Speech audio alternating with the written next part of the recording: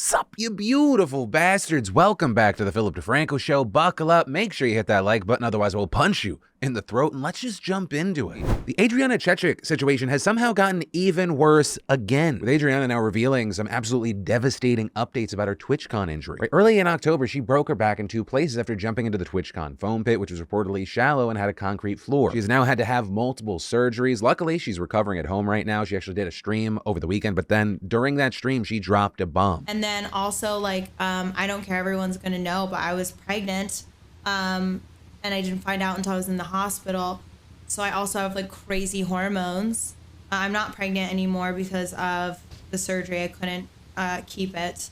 But my hormones are just also through the fucking roof because of that. Of course, the major reaction being, oh my God, this is fucking heartbreaking. This also seemingly made more people say that she should really file a lawsuit. Though there you had some speculating that if she does sue, or she maybe even is suing right now, we might not hear about it publicly. And personally, I agree with those people. I would be shocked if there's not a lawsuit or a threat of lawsuit right now. It might just be me, and I don't doubt that Adriana is like just kind of keeping people in the loop. But every time she talks about what she's going through, it really does feel like it's a paper trail and documentation of the damage it has caused her life. That said, with most things in life, I am an overthinker and analyzer, but I think it's accurate here. Since Adriana cannot break the backs of those responsible here, run their pockets. And then when I got messaged that there was a new Pokimane controversy, I thought 2 things. 1, easy thumbnail, thank you so much. And 2, oh no, it's Halloween. What was the costume? But no, turns out that's not the controversy. The controversy was that she paid for her parents' retirement. Y'all, more people need to get off Twitter. But for the sake of discussion, let's walk through it. She tweets, paid for my parents' retirement. Some people responded, hey, that's great, good for you. With Poki adding, as an immigrant, I've always felt indebted to them. Now, nothing makes me happier than repaying them for their sacrifices. But all of that also resulted in a number of responses, like, when did I ask? Others saying she was kind of doing this for clout. Someone else asking, whatever happened to good deeds done in silence without the need for praise. We know you're mega rich and have been for many years. Weird flex. And here's the thing, I can understand some of the frustration around kind of things that are parallel to this. Right, you remember that period of time where like every prank YouTuber was like, everyone thinks I'm an asshole because I'm just harassing people in public.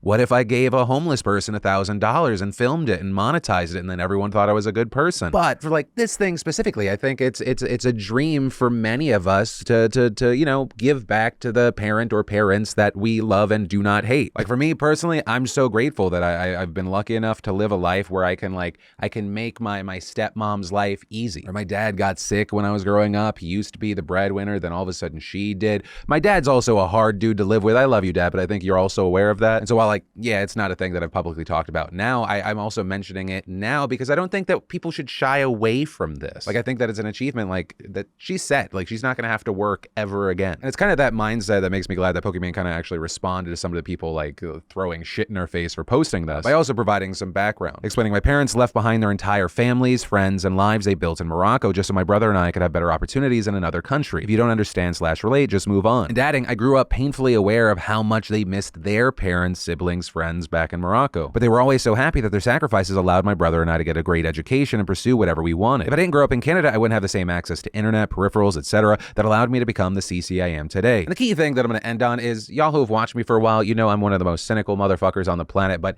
even I think it's stupid to get angry about this. And maybe it's just like I didn't grow up having much in my life, and then when I had it, it brought me so much joy that I could like take care of those who took care of me. But for me, I don't know, this isn't a story to get angry about. If anything, I could see it as being somewhat inspiring. And then a disabled woman allegedly had to crawl off of a plane after the airline asked her to pay for an aisle wheelchair. Right, so reportedly, Natalie Curtis, a wheelchair user, was flying on Jetstar Airlines for a birthday trip to Bangkok. She boards the flight with an aisle wheelchair, no problem. It then comes time to get off the plane, but there's not a wheelchair available. And according to Natalie, the staff actually asked her to pay to use one. When we arrived, there was a lady with a notepad saying that we had to pay something for a chair. She then says she refused, saying that she's never been expected to pay before. And so they bring her own wheelchair to the plane, but it was too large to fit down the aisle. And so then, reportedly seeing the staff didn't actually have a plan, Natalie began crawling down the aisle a length of just over 13 feet. With her friend who was traveling with her, filming Natalie making her way down, also reportedly unable to carry her because of a knee injury. Natalie also sharing her story with a local news outlet saying she'll never fly with Jetstar again, and it was extremely humiliating. So I definitely don't want anyone else to go through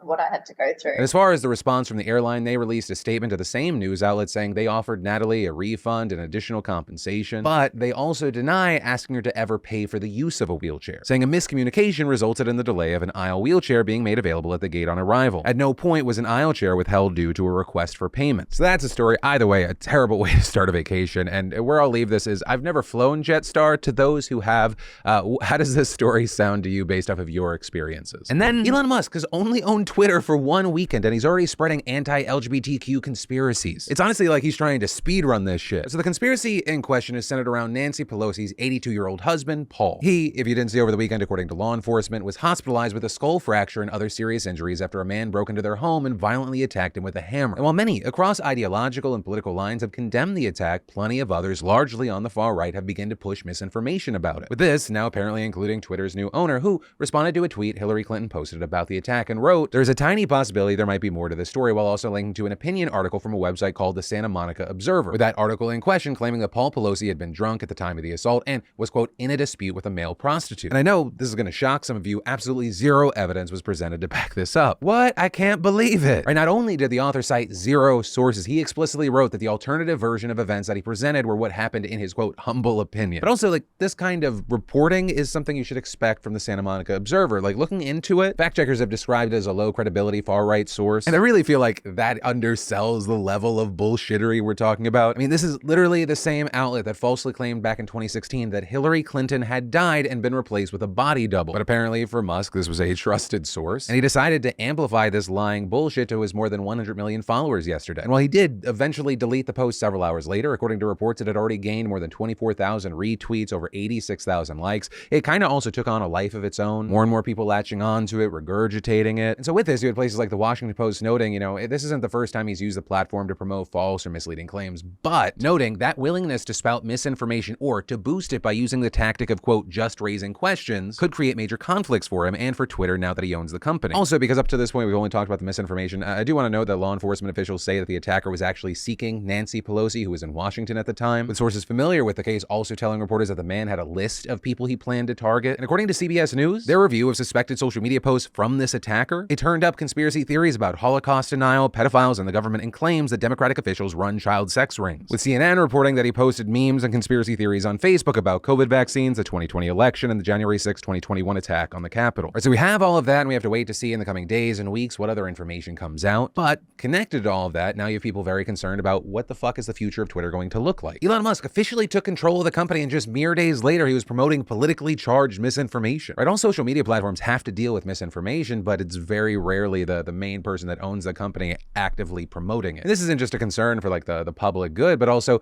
part of the reason social media companies care about it, and some would argue one of the only reasons they care about it, is because they need advertisers. And along with the concerns of allowing misinformation, there's also concerns about hate speech, which are already there. Watchdogs and experts have reported massive swells in racist and offensive tweets since Musk took over, with one group called the NCRI, the Network Contagion Research Institute, which analyzes hundreds of millions of posts on social media, reporting that use of the N-word skyrocketed nearly 500% on Twitter just in the 12 hours after Musk's deal was finalized. Though I do want to note there that doesn't appear to be the result of any change in Twitter content moderation policies, but more I think it shows a mindset of people going, oh, I bet the policies are going to be more lax. And actually, regarding this topic, Musk himself said in a tweet on Friday, "We have not yet made any changes to Twitter's content moderation policies," and also sharing an earlier post where he announced that, quote, Twitter will be forming a content moderation council with widely diverse viewpoints. No major content decisions or account reinstatements will happen before the council convenes. But that said, according to reports, we are seeing some changes already. Musk already firing a number of longtime Twitter executives. Now, reportedly, people involved in the matter are saying that he and remaining executives huddled this weekend to discuss content moderation strategies and plans to lay off 25% of the company's employees. And in a securities filing made public just today, it was revealed that Musk dissolved Twitter's 9-person board of directors and became the sole director when he officially purchased the company last week. Also beyond that, The Verge reported that people familiar with the matter and internal documents seen by the outlet indicate that Twitter is planning to start charging $20 a month for verification. But as far as if that fully publicly becomes a thing, we'll have to wait and see. And that's kind of the situation in general regarding Twitter. I think we're just having to see how everything is going to play out. And in the meantime, I feel like people are kind of left with the question, and you can answer this one if you want to. Do you look at what happened over the weekend and you think this is just a small bump in the road for Elon, like mistakes happen, which, hey, mistakes do happen? Or does this seem like something with Elon that it feels very on trend, and this is just kind of a small taste of the chaos that we're all going to experience. And then, this will surprise most of you, but one of the most competitive races that we're seeing in the midterms right now is actually happening in New York. Specifically, several contests in New York's Hudson Valley could decide whether the House flips or not, with one of the most closely watched contests involving Representative Pat Ryan. And if his name sounds familiar, it's because we talked about him back in August when he won an incredibly tight special election for a vacated seat in New York's 19th district. But what also made that special election national news is that Ryan won his race because he centered his campaign on a platform of defending abortion rights. So as a result, Ryan's race was largely viewed as an important test case to see if abortion actually was a topic that would get voters out to vote, especially in swing districts, which are expected to play a heavy role in the battle for control of Congress. But that was a special election, and so Ryan still has to win another election this fall to keep his seat. But key thing, this time he's actually running in the 18th district because of the redistricting from the 2020 census. So now, almost half a year since Roe's reversal, will abortion rights still mobilize voters? When we reached out to Representative Ryan, he still thinks that this will drive voters. So before our special election, no one thought we were going to win. All the polls had us down. Everyone, I think, didn't give enough credit to people in our district and in the country who recognize that when a fellow American's fundamental freedoms are taken away, all of us stand up and say that's not who we are. And we saw that here. We did see it in Alaska. I think that was a big part of Mary Peltola's win. And we're going to see it again. I think the energy's only built as we've seen how even more extreme Graham and others in the party are willing to go in taking away these rights. Ryan also went on to talk about his opponent, New York State Assemblymember Colin Schmitt. My opponent is diametrically opposed. He cheered on the Dobbs decision. He's been endorsed by the most extreme anti-choice groups in the country, including National Right to Life. In a debate earlier this week, he literally looked the moderator in the eye and said, even if a doctor told a woman that her life was at risk, he would not support her having access to an abortion. It's just disgusting, and it's not who we are as a country. With Ryan saying he absolutely believes that Schmitt would vote to further restrict reproductive rights at the federal level if he is elected to Congress. But also, Ryan said that abortion, it is one topic, it's a big one, but it's also not the only one where Schmitt's views could seriously hurt the people of New York's 18th district and America at large. My opponent is a direct threat to freedom, to safety, to democracy. He cheered on insurrectionists on January 6th. He's taken campaign contributions from Rudy Giuliani and the head of the Oath Keepers in our New York State.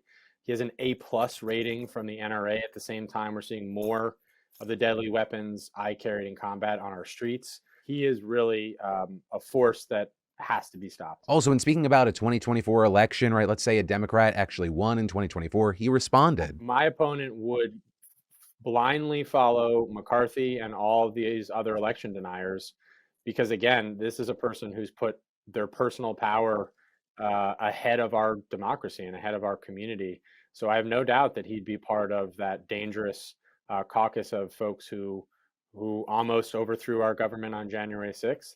And certainly have not been trying to hide the fact that they would do it again. Because this is the last interview that we're going to do with a candidate in a close election before the midterms next week, which, by the way, I know we talk about November 8th being election day, but a key thing with early voting being a thing in so many places, just consider November 8th the last day you can vote. Get out there, be a part of the process. But main thing, because this is our last one, I wanted to close out today with a comment that Ryan made that I think could resonate with a lot of voters. And key thing, not just those in his district. As we get down the last few weeks here, we're hearing a lot of the same punditry and supposed hot takes that we can't hold the House. Is the same things I heard before my special election. We kept our head down.